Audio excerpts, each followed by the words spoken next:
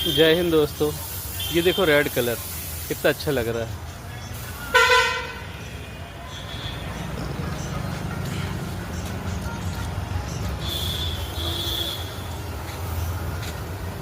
बहुत प्यारी गाड़ी पड़ रही है।